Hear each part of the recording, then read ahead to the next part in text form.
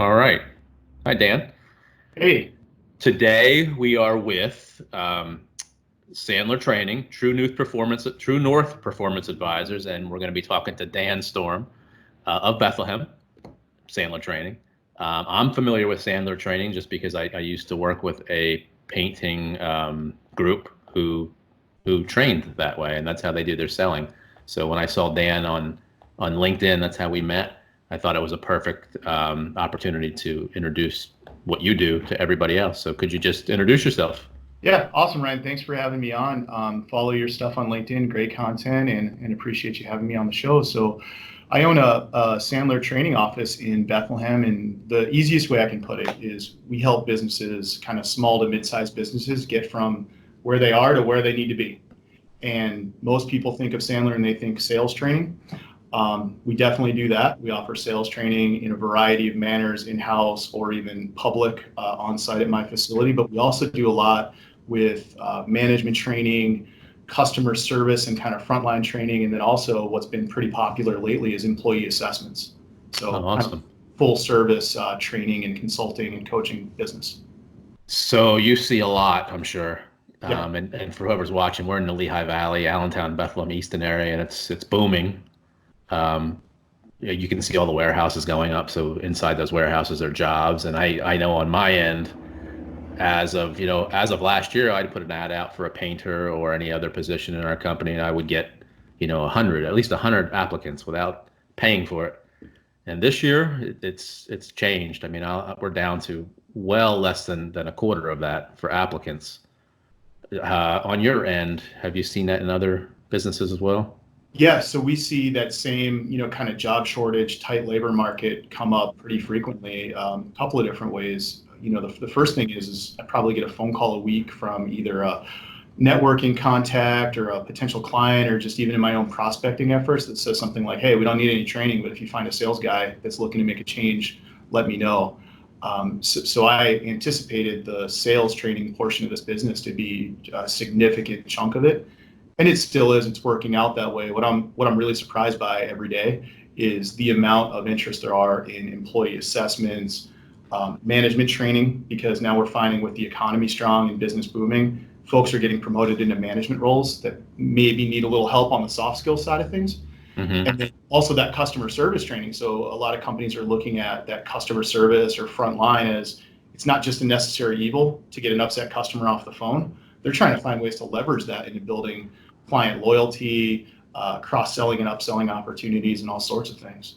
Awesome. And what type of companies do you typically work with? What size? What I say is a great company for me is anyone kind of under $5 million for something that's really scalable. I love to work with larger companies that tend to have in-house sales teams.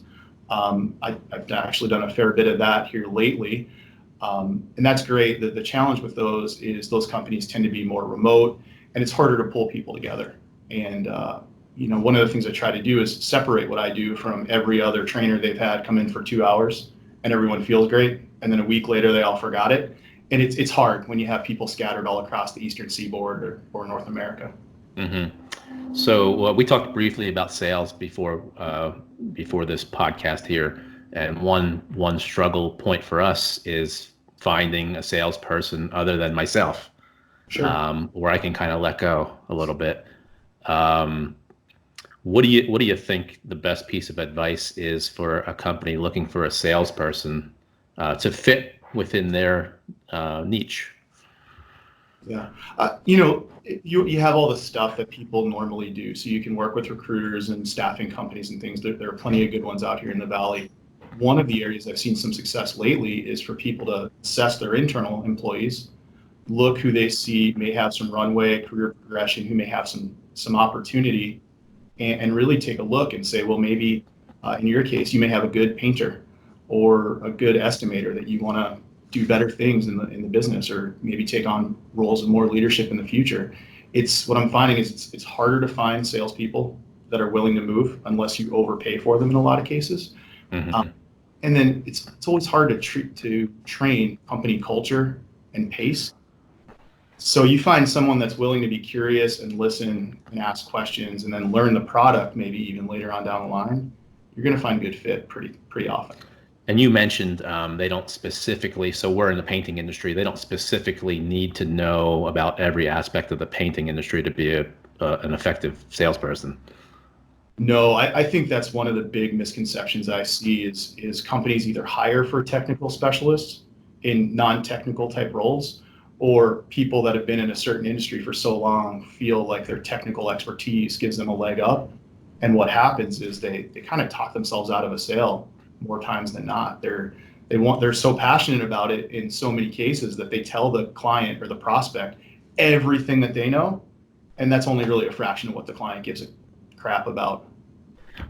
What I found is, we talked about this as well, is when I'm out, I don't want to say giving a sales pitch. It's not a sales pitch. Sure. I'm more interested in the people. So I'm completely the opposite of that. I want to know about their dog and their house and how long they lived there, and the bonding and the rapport for Sandler Sales.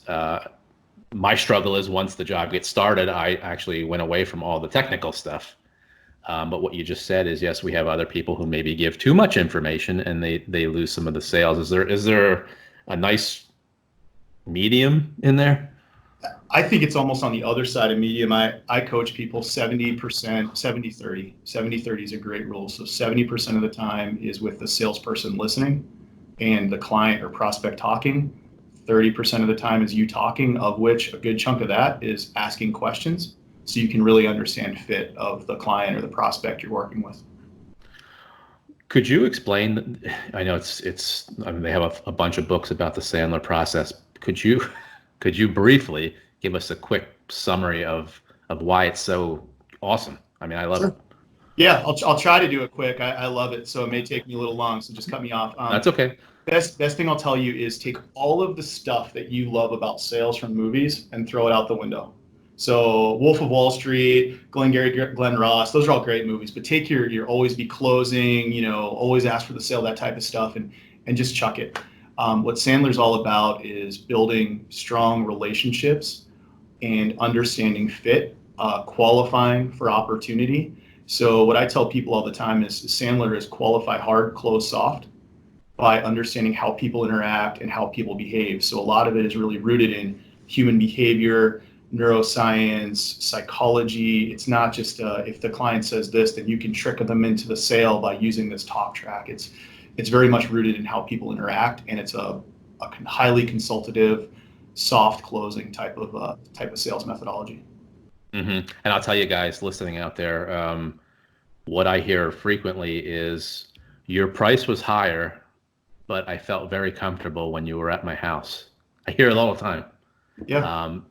Yeah, maybe you're not going to win over the people who are just looking for the lowest price out there, but not everybody's looking for the lowest price. They're looking for a fit and a comfortability with who's in your house or whatever business you're in. Right. Because what we find a majority of the time, one of our rules is the problem the prospect brings you is never the real problem. So they may say they need something. As you, as a professional, start to dig in and ask questions, there's a really good chance that you're going to understand that what they're really asking for is something 2 layers below the surface of what they think they need. And if you're just out there throwing quotes across the table, passing the next guy in the driveway, you're never going to find that. Could you tell me what you feel maybe is one of the worst things a salesperson could do while they're out on a visit? Get caught in the bid, proposal, chase triangle. So I guess it happens in your industry a bunch. A lot of the residential services, so remodelers, contractors, electricians, you get in this world where the client or the customer, they want 3 bids or they want 3 free estimates. So they do that and they end up with a stack of them on their table. And then it either happens the low guy wins or the last guy gets the best shot. And then the other 2, hey, Ryan, just wanted to call and see how things are going. Any questions? So now you're in this chase game where if you want to win, you're going to lose on price, you're going to win or lose on price, and then you're just wasting time, kind of spinning your wheels. One of our approaches is, and I don't know if it's correct, and maybe you can tell me if it is or not, we learned that lesson the hard way. So we were always very, we would answer the phone right away. We'd get our emails back right away. We scheduled the estimate first all the time. and we would find exactly what you just said. There was two people coming out behind us, and it didn't really matter. It was always that last estimate had the best shot. So one of our qualifying question is when is your last estimate, and we'll try to schedule ours either after them or close to them, just so we're fresh in their memory. Is that a good approach? Yeah, I think it definitely works. Another thing you may try in a similar situation is you may just ask the customer point blank after you're done with your discussion. You may ask them how they're feeling about it and kind of where they're at. I always would encourage go toward feeling questions than logic questions. So instead of what do you think, how do you feel? And then you may throw something out there such as, let me ask you this question. Say that your third contractor comes in and they quote you $100 or $1,000 under what we just said that you feel pretty good about. Where does that leave us? And it's going to start a conversation from there. Mm-hmm. As a salesperson, you may not like where the conversation goes, but you're going to know where you stand. Yeah, they're powerful questions. Right. And you get an answer. So exactly. Yeah. That's key. All right, I'm going to jump into you a little bit rather than talk about sales all day long, because I'm sure that you do talk about sales all day long. Right. What is your favorite thing to do when you're not working? So my default is I love spending time with my kids and my family. I have my wife. We've been married for, she will kill me because I don't know this one offhand, 13 years. 13 years in November. So, and we have two boys. They're 3 and 8. So way different stages of life, but it's a lot of fun. We do a lot of stuff together, bicycling and camping and all sorts of that stuff. So aside from that, I've actually recently gotten into axe throwing. So cool. Went to one of the local places with some neighbors and my wife. We had a great time. Some beverages may or may not have been consumed. So did that, realized I needed a hobby, and sure enough, I found there was an axe throwing league in Quakertown. So I did that for Thursdays for about 8 weeks, and I don't typically moderate well, so now I'm like pretty into it. So some business guys golf. I throw hatchets. That could come in handy one day. Right. In your personal life and business life, what are your biggest wins? One of my biggest wins in my personal life was kind of really making the decision to jump to be an entrepreneur. So shortly after college, I started my own business, bought a house, got engaged, the whole gig, took security, and had a couple of pretty cool corporate jobs for about 15 years. And as my kids started getting older, the trips back and forth on airplanes started to get a little tougher, and made the decision as a family about 1.5 years ago to start my own business. And I was passionate about Sandler, had exposure to Sandler, saw how it kind of changed people's lives, and it was a no-brainer to do that. So, I would say personally that's one of the big ones. That also crosses over into the business one as well. But one of the things I'm most proud of from a business standpoint is prior in my corporate world, I worked for Polaris, the ATV company, who owns the Indian motorcycle and slingshot brand. And I had the privilege to lead the North American sales team for a Fortune 500 company for about 3 years, and quite honestly, do some stuff that I never thought I would be able to experience as a kid who just grew up in the Poconos. Motorcycle launches and awesome places in the world, and just meet some of the coolest people ever that I still talk to and build lifelong friendships with. How did you make that decision that even though you loved it, now you wanted to go out and do something on your own? I mean, it's a big decision. It is, absolutely. And like I said, I mean, part of it is I've always been entrepreneurial. So there was always kind of that itch that working in a smaller business inside of a big company it kind of helped fulfill it for a while. But that itch was always there. And then as my kids started getting older, Polaris was not going to move their corporate headquarters to Nazareth. So that was out. So it was really a decision on where do we want to raise our family, and how do I want my kids to grow up. And most of my family, my wife's family, is here either in the Lehigh Valley or the Poconos. So we made a decision to kind of build a home and settle here instead of move on with the corporate dream in Minneapolis. Okay. Is there anything that you'd go back and do over? No, I think the experience that I gained working in a large company helps me significantly in the Sandler business. So no, I don't think I would have done anything differently at all. All right, that's a good answer. I hear that a lot from anybody I talk to, really, that's in business, who has their own business. But Yeah. actually, the question was, what is your biggest failure? And everybody's corrected me and said, I haven't had any failures. It's usually just something I correct and move on and learn from. Yeah, I think so. There are a couple of things when I looked back at my corporate life. I mean, so I got every once in a while you look back on things and you go, shoot, I really shouldn't have done that, or learned a big lesson there. They all, for me, the things that still kind of keep me up at night, all relate to people. So probably pushing people a little bit too hard before they were ready, and Hmm. totally in positions to succeed. Um, could you don't have to name any names, but could you tell me what your most favorite client and maybe your not so favorite client has been over the years and why? Yeah, so I won't name names, but so one of my favorite clients, honestly, is a local company. I've done some in-house training with them, and they have probably about 20 sales reps inside, and then a handful scattered throughout the rest of the country. And we did some DISC behavioral style training, so learning different behavioral styles and how people communicate, and just really how to communicate effectively as a team and with customers. And it was just a fun group. We watched some video clips from The Office and Tommy Boy and things, and it was just a good, really good, strong, interactive group. And then we've done some follow-up training since, and it was really cool for me as the trainer to come back a few months later and hear that stuff had actually kind of penetrated their culture. So they were using the terminology in their conversations, even if they were just giving each other a hard time. They were still using that, so that was fun, and that started at the top. I mean, the management there was they were way bought in on this training, and I felt like we had a real partnership going in. Cool. We actually use the disc profiles as well. We have them not here, that we have them taped to the doors before you walk into somebody's office to Really uh, to perfect. kind of show how to talk to somebody, how not to talk to somebody, how not to interact with somebody. Yeah, Um, it's been awesome. If you haven't had one done, I definitely give Dan a call and to take care of it if that's something that you still offer. yeah, absolutely. It's a pretty good introspective look too. I would tell you I haven't had a whole lot of people that call total BS on it after they've had some time to process. We have had a few conversations that have been some manner of, hey, if you don't agree with it, go home, let your spouse read it, let a good friend or family member read it. If you still don't believe it, come back and we're glad to do another assessment. And I would say Hmm. most of the time they come back and go, yeah, you were probably a little closer than I originally gave you credit for. Yes, when I show people mine, that's how I am. Right.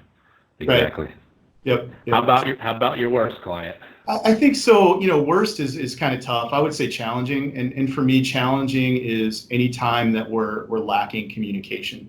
So, for example, we may make an agreement to do something, and then client falls off the map, and then it's a day later, and they're like, "Hey, we need to see your slides," or "Hey, we want to understand." So I look at this as a partnership because the client is clearly vested in the investment, in the time, all of the things that they're asking me to do, either as an individual or with their team. Um, I'm the same way. So I look at it as every time I engage with someone, it's kind of my ass on the line too, because I don't want anyone going around the Lehigh Valley saying Dan doesn't know what he's doing or Sandler doesn't work. And it's always challenging for me if I feel like the client or the prospect isn't equally as committed to their improvement or success as I am. That's the same with us. Um, in a different way. I like to have the customer, the client, really involved in their project and appreciate that coming out to try to help them. And it's a team.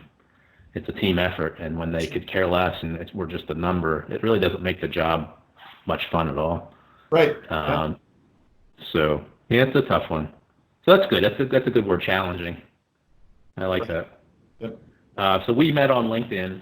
Um, And for me, LinkedIn is really a great way to communicate with the people that I want to be in front of, which are facility managers and property managers, real estate agents. Um, on your end, in the area of social media, is that something you use in your business? It's part of it. It's not a big part of it though. I think it's good for people to build awareness in my world. To here's sales training, here's what they do, maybe even share some insights. I mean, like we're doing in the podcast here. So hopefully, a handful of people see this and they take one thing away and go, "Wow, I was a little bit smarter from Hmm. what I heard." So I look at LinkedIn the same way. It's a way to build awareness to what we do. I don't do a ton of prospecting overtly on LinkedIn. For me, it's a great way to accelerate my ability to build relationships with interesting people. And if at some point in time they refer business to me, great. I hope that there's ever something I can do to support them by referring business, connecting them to someone else or whatever. But I think it's about building relationships. It's kind of it's a long game, not a cold calling for the 21st century. That's a great point because I mean, occasionally you'll see some selling in there from us. We have to put an offer out here and there, but Yep. I try just to put content out. Sure. We had a client. This is a good example for contractors out there. I had a client call us for an estimate.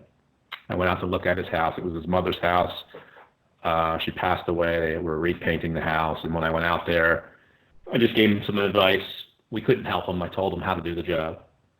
So he did the job himself, saved all that money, and called us back a year later. And he's an architect. And he gave us I think it was a $45,000 paint job, just because I didn't pressure him to paint this other house. It was a small job. I told him how to do it himself. And we kind of just, talked to each other throughout the year. So Sure. they're always our best jobs when you least expect them. Here's somebody with a job from somebody that we just met and talked to for about a minute or two. Right. Yep. I didn't hammer him over the head with a sales pitch. Or even someone that person may know, right? I think that's a lot of networking. Is you probably wouldn't go to a Chamber of Commerce event or any other networking thing in the Lehigh Valley and just hand out business cards and start trying to book estimates. Yep. I wouldn't do that in my business. So why does it change a ton when you go to LinkedIn and you're a layer removed digitally from the people you're interacting with? It really shouldn't. If I spoke to your wife, what would she tell me your strongest personality trait is? So kind of two is balance between drive and patience. So I'm a person that, like I said, even in the axe throwing thing, like I don't moderate well. So when I set my mind to something, I'll do it for good or bad. I mean, I'll kind of put most things aside for patience. Anyone that's listening that has kids, especially young kids, you know exactly what I mean. So it just teaches you that business, your job, whatever's in your small world is really kind of small stuff. And it's all different when you're talking to a 3-year-old at 7:30 at night and he wants an ice pop, and then you give him an ice pop and he doesn't want that color, and it turns into World War III. That's what happens at my house. Yeah. What are you on? What are you on the disc profile? So I'm a CD. So Okay. to be pretty calculated and then a little bit direct. So what I find is I'll kind of do enough of the math in my head to make sure it makes sense. But damn it, when we're gonna go, we're gonna go, and you're not gonna get you're not gonna block me from it. That's what I am. Really. So yes. It's tough because my wife and most of her side of the family tend to be reserved. So anytime we get together as a family, I'm like, oh my gosh, people, it takes you 25 minutes to figure out where we're going to get a pizza from. Let's just get a pizza. Exactly. We have that conversation all the time, and people who tell long stories is also an issue for me. Right. Right. I like to get direct. Give me the direct point. We're good. Yep. Okay. So if outside of what you do now, if you could learn one other skill, is there something that you would like to do or have always wanted to do? So skill or business? Outside of business, like do you have like a hope or a dream or something you've always wanted to do in your life that you just haven't tackled? I would love to be able to play an instrument. I just do not have a musical or rhythmic bone in my body. I dance like I'm probably having a medical episode, and I can't even play a keyboard with the keys marked on it. But love it. Love music. Just can't ever execute. That's all right. I play a saxophone, but I would love to play the piano. Just never did it, and they don't cross over to each other, Right. unfortunately. Yeah. How about do you have a most embarrassing moment, business or in your personal life? Something that you always remember. I probably have 3 a week. I'll give you one that sticks though. So earlier this year, I still make cold calls. Part of it is every once in a while you'll find someone that has a need for training or improvement. Mostly it's because I need to train it. So I need to make sure I'm good and I'm up to speed on it. So I was making a cold call. I got sidetracked by something that popped up in my inbox. The prospect picked up the phone, and I don't even know what came out of my mouth, but they were totally just intelligible words. And I stopped and I just didn't know what to say, and I totally froze. And I to this day don't even remember what I said. And he goes, "No, we're good."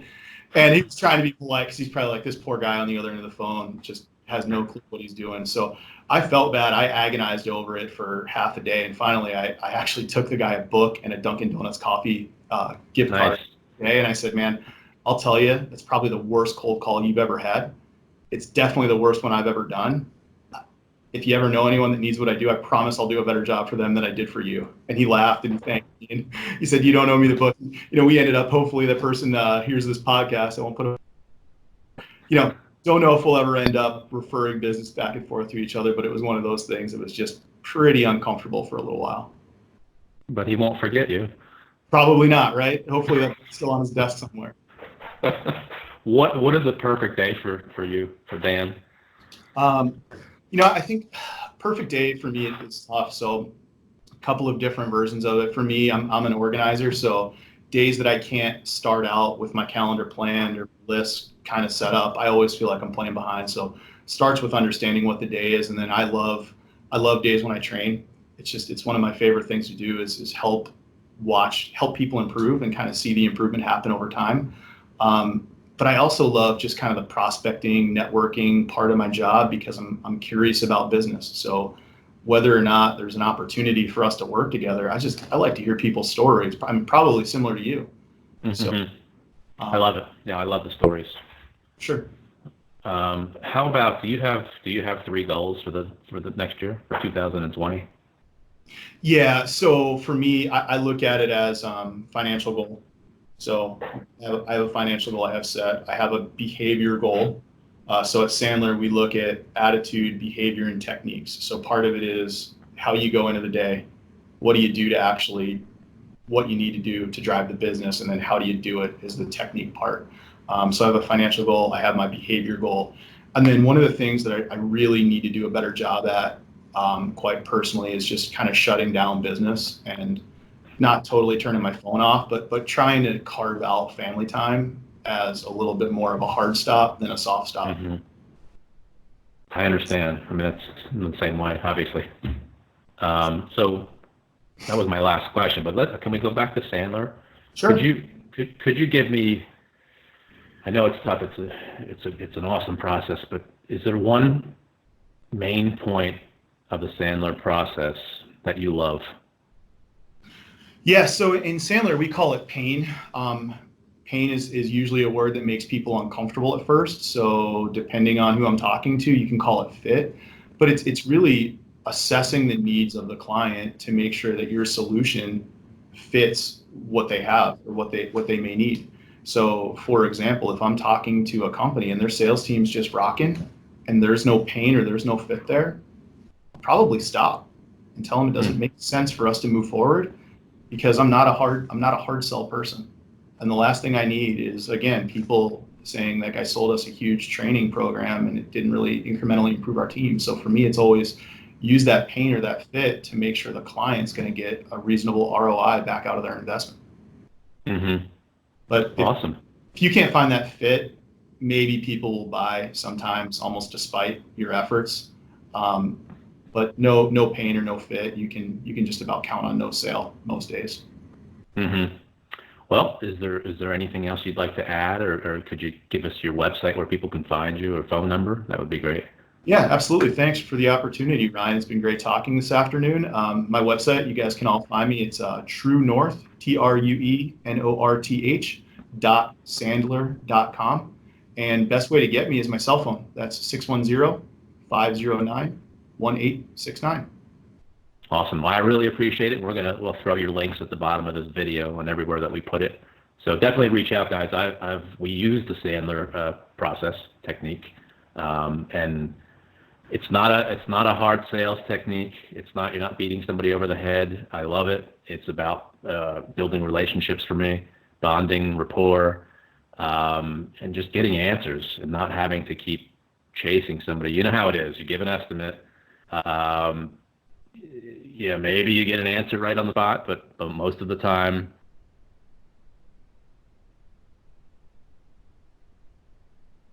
mailing you back, and you're a month or two down the road still wondering what's going on. So this can solve it for you. So again, reach out to Dan. He can definitely help you out. I appreciate it, Dan. Thanks. Happy All right. holidays. Thank you.